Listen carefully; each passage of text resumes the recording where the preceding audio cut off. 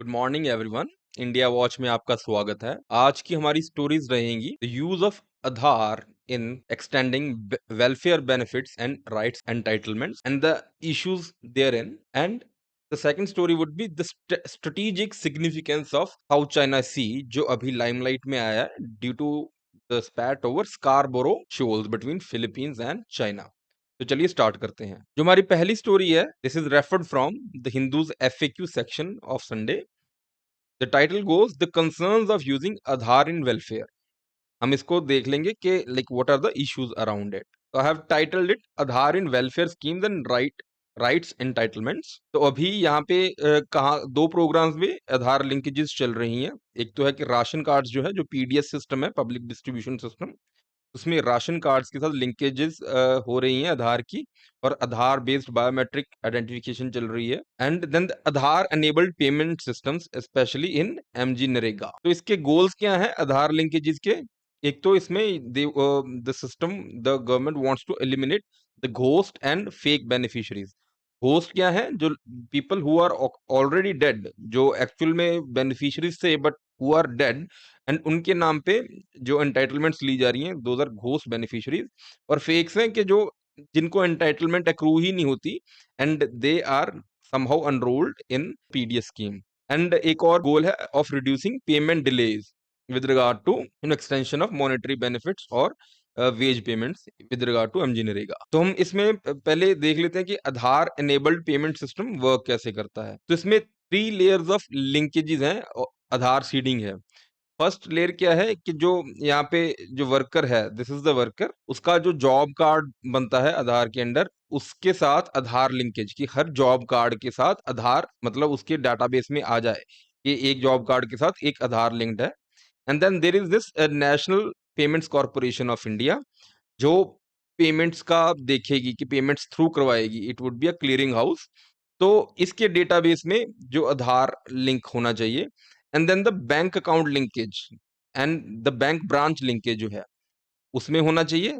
और of course then अगर banking correspondent है, वो बायोमेट्रिक ऑथेंटिकेशन करके जो वर्कर है उसको उसकी वेजेस दे देगा। तो how this system is working is that कि जब a person holding a job card अपनी अटेंडेंस लगाता है, तो उसकी अटेंडेंस जब लग जाती है, लाइक उसका आधार नंबर जो है एनपीसीआई के डेटाबेस से इंटरेक्ट करता है। वहां पर ये आधार नंबर, यहाँ पे जो आधार नंबर है उससे मैच होता है। तो फिर यहाँ से ऑथराइजेशन मिलती है कि इस आधार नंबर वाले का जो बैंक अकाउंट में उसकी वेजेस चली जाएं। तो this is how the payment system is designed. तो हम अभी इसके इश्यूज देख लेंगे कि जो ये नया सिस्टम अडॉप्ट किया जा रहा है, इससे इश्यूज आ क्या रहे हैं। तो authentication failures at ration shops जो हैं वो आइडेंटिफाई किए गए हैं। एंड जो हम इस डिस्कशन में जो पॉइंट्स डिस्कस करेंगे, you can use them as authentic sources, because यहाँ पे जो रिसर्चर्स हैं, एमिनेंट रिसर्चर्स हैं, उनकी रिसर्च से ये चीज उठाई गई है। For example Jean Dreze, Ritika Khera. तो एक तो है कि इश्यू ऑफ फेडिंग फिंगरप्रिंट्स, जब बायोमेट्रिक ऑथेंटिकेशन फिंगरप्रिंट से होती है, एंड इसमें इन द क्लास ऑफ जो वेज लेबरर्स हैं, तो they have the issue of कि उनके जो फिंगरप्रिंट्स है फेड कर जाते हैं, एंड उससे ऑथेंटिकेशन फेलियर्स आ जाते हैं, बायोमेट्रिक ऑथेंटिकेट नहीं हो पाता। And then there are internet connection issues, phone connection issues. And ये तो लाइक आप मैं सभी एक्सपीरियंस करते ही हैं, लाइक फोन का नेटवर्क का बहुत इशू आ रहा है आज की डेट में, एंड इंटरनेट में भी आ रहा है। तो what this happens is that this leads to denial of entitlements. The researchers have found that जो मेजर लीकेज हो रहा था पीडीएस से, वो थे क्वांटिटी फ्रॉड्स थे, रादर देन फेक और घोस्ट बेनिफिशरीज जो है वो एंटाइटलमेंट्स ले जाएं। तो क्वांटिटी फ्रॉड्स कैसे होते हैं कि भाई, हाँ, अगर फर्ज कर लो कि 35 किलो की जो है एंटाइटलमेंट है, उन्होंने आगे बांटा सिर्फ 30 किलो ही, जो 5 किलो है उसकी हेर फेर कर ली। लाइक फॉर योर रेफरेंस, एक बहुत ही फेमस मूवी आई थी नायक, उसमें बहुत अच्छे से ये चीज दिखाई है। तो लाइक इसमें जो इसके ट्विन गोल्स थे of eliminating ghost and fakes, and ghost and fake क्यों एलिमिनेट कर रहे थे? To plug in the leakages, वो नहीं पूरी हो पा रही है आधार से, जो इतना तामझाम इन्होंने किया है।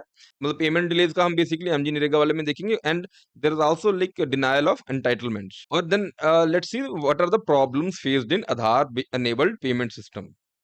एक तो मिसमैच ऑफ स्पेलिंग जब हो जा रहा है job cards and Aadhaar database में, तो वहां पे डिनायल आ जाता है। और जो मिसमैच ऑफ स्पेलिंग है, like I can bet every Indian must have face that issue somewhere और else. For example in my case, मेरा वोटर आईडी कार्ड पे जो स्पेलिंग है मेरे नाम की, तो that are different from like my actual spelling which are on passport and Aadhaar. And my father's name की स्पेलिंग भी गलत है, like with regard to my father's actual spelling name. और जिस टाइप की हमारी जो लोअर ब्यूरोक्रेसी है, लाइक लकीर के फकीर टाइप्स बंदे होते हैं, कुछ भी ऊपर नीचे एक आध चीज भी हो जाए तो दे एकदम साफ कोरा जवाब दे देते हैं कि भाई नहीं, हो नहीं सकता, यहाँ पे इसको ठीक करवा के लेके आइए। And then there is the issue of misdirected payments, कि जिसमें फॉर एग्जांपल एक बंदे के बैंक अकाउंट में आधार किसी और का चढ़ गया, तो लाइक पेमेंट किसी और के अकाउंट में जा रही है। तो इशू इसमें इशू क्या है, एक तो it is very difficult to detect कि अच्छा भी अगर पेमेंट नहीं आई तो आई क्यों नहीं, जो गई कहाँ। ठीक है। एंड अगर चलो डिटेक्ट हो भी जाती, पता भी चल जाता है कि हाँ भाई जो एक्चुअल बेनिफिशियरी है उसके अकाउंट में नहीं आया, then it is almost impossible to resolve. और इसमें ये भी इशू है कि जैसे जनधन योजना के अंडर काफी अकाउंट्स खोल दिए गए थे और एक बंदे के मल्टीपल अकाउंट्स हो गए हैं। एंड अभी जो बेनिफिशियरी है, जो वर्कर है, उसको खुद को ही नहीं पता कि मेरी आधार लिंकेज किस अकाउंट के साथ हुई है। तो पहले तो लाइक वो बंदा वो चेक करने में लग जाता है। And the people that we are talking about, these are like काफी बार ये डिजिटली इलिटरेट भी होते हैं, जब उनके पास डिजिटल एक्सेस भी नहीं होता है। ऐसे नहीं है कि वो बैलेंस वगैरह अपने फोन में चेक कर लें, जो हम आप और मैं लोग जो कर लेते हैं। तो they might have to go to pillar to post between various banks. अगर वहां से पता चल जाता है अच्छा उनके किसी भी अकाउंट में नहीं आया, फिर देन हाउ टू अप्रोच कोई डेजिग्नेटेड अथॉरिटी कौन सी है कि भाई जहां पे वो पता करेगा किसके अकाउंट में जाएगा, एंड देन उसको रिजॉल्व करना। सो जो लोअर लेवल ब्यूरोक्रेसी है, लाइक यू मस्ट नो कि how they treat like these poor people. तो इसमें क्या हो जाता है कि भाई वेजेस लेने के चक्कर में बंदे को पता नहीं 2 4 3 कितने भी दिन लग सकते हैं। और हम इन चीजों को दिन बोलते हैं, वर्कर्स इनको दिहाड़ीज बोलते हैं कि मेरी 2 दिहाड़ियां खराब होगी, मेरी 3 दिहाड़ियां खराब होगी। जो ये है like it ends up discouraging people to seek work under MG NREGA all together. जब आपने काम कर लिया और आपके फंड्स आपको मिल ही नहीं रहे हैं, तो it's a very like major issue. And there is also issue of that authenticate accounts being deleted on the grounds of being ghost. तो ये इशू भी आ रहा है। एंड फिर वहां पे सिक्योरिटी कंसर्न्स भी हैं, डेटा की सिक्योरिटी का कंसर्न, जो बायोमेट्रिक डेटा की सिक्योरिटी है कि how secured it is. Because instances आए हैं कि जहां पर अनऑथराइज्ड विड्रॉल्स हुए हैं अकाउंट से, and unauthorised enrolment in government insurance schemes वगैरह भी हुए हैं। एंड इसमें सब चीज में जो अभी नया सिस्टम आ रहा है, there is a dilution of accountability, that who to pull up. जैसे अगर आपके बैंक में बैंक अकाउंट में रुपए आए ही नहीं है, लाइक किसी को पता ही नहीं किसके पास जाएं, कहाँ पर करें, सारा कुछ इतना ज्यादा सेंट्रलाइज हो रखा है कि यूआईडीएआई को मतलब पकड़े, मतलब, और वो भी बेचारा लाइक डिसएम्पावर्ड डिसफ्रेंचाइज्ड पुअर पर्सन। एंड जो डिले इन पेमेंट्स है, वो बेसिकली आ रहा है लैक ऑफ फंड्स की वजह से, रादर देन कि भाई जो ट्रेवल टाइम है of the fund to the actual worker और बेनिफिशियरी, वो ज्यादा है। और कैग रिपोर्ट 2022 ने भी ये चीज फ्लैग की है कि that UIDAI have no system in place to analyse factors leading to authentication failures. इनका रिव्यू मैकेनिज्म है ही नहीं कि जो ऑथेंटिकेशन फेलियर इतने वाइड स्प्रेड हो रहे हैं, how to plug those things, how to improve them, how to like take into account those things and design the system again. तो कुछ है नहीं है ये इसका इंस्टीट्यूशनलाइज सिस्टम ही नहीं है इनके पास। तो इस बैकड्रॉप में जो गवर्नमेंट का भी प्रोग्राम है to link Aadhaar card, Aadhaar number to voter ID, maybe to like eliminate fake voters और घोस्ट वोटर्स, तो वो भी काफी मतलब गंभीर जनक इशू हो जाता है, because it might lead to denial of right to vote, which is so central in our democracy. Let us move to our next story, जो है profile section of the Hindu newspaper में। Asia's disputed waters, the story about South China Sea. A recent dispute between China and Philippines over a lagoon in South China Sea turns the spotlight on simmering tensions in the strategic waters, with the ramification to all countries in Indo-Pacific region, including India. तो हम strategic significance देख लेते हैं इस reason की है क्या, और देन इश्यूज देयर इन। तो साउथ चाइना सी की स्ट्रेटेजिक सिग्निफिकेंस कहाँ से पैदा हो रही है। एक तो 1/3 ऑफ ग्लोबल शिपिंग जो है पासिस थ्रू साउथ चाइना सी। ठीक है, तो it's a huge number. And then there is a 64% of China's trade passes through South China Sea, and 55% of India's trade passes through it, and only 14% of US's trade passes through it. And this region is, rich in oil and gas reserves. इस कारण ही मतलब China अभी इसने claim अपना डाल दिया कि भाई मेरा है ये।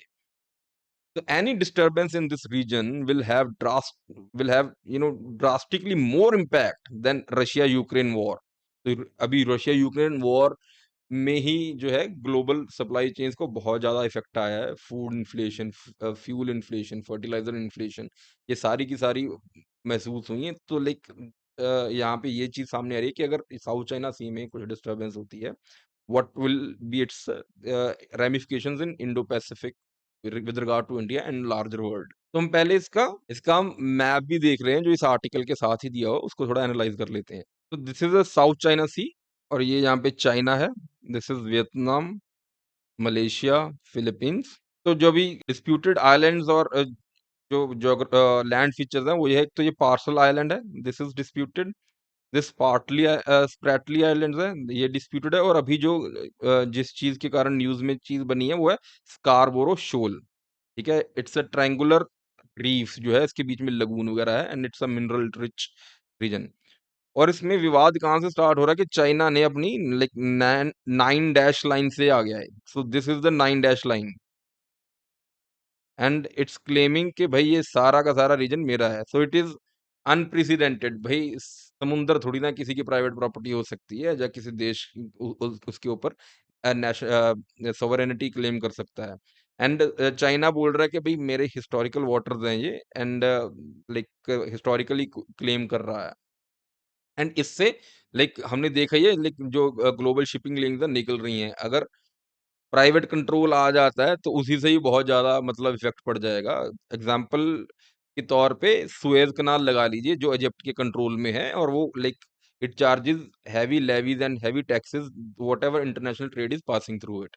तो इमेजिन अगर साउथ चाइना सी में इस टाइप की चीज कर दी, डिस्प्यूट तो बाद की बात है, अगर यहाँ पे चाइना ने कंट्रोल असर्ट ही कर दिया तो भी क्या रेमिफिकेशंस होंगी। तो यहाँ में इनके बीच में जो ये विवाद खड़ा हो गया था, तो लाइक इसके बीच में मल्टीलेटरली एफर्ट्स क्या रही हैं हम वो देख लेते हैं।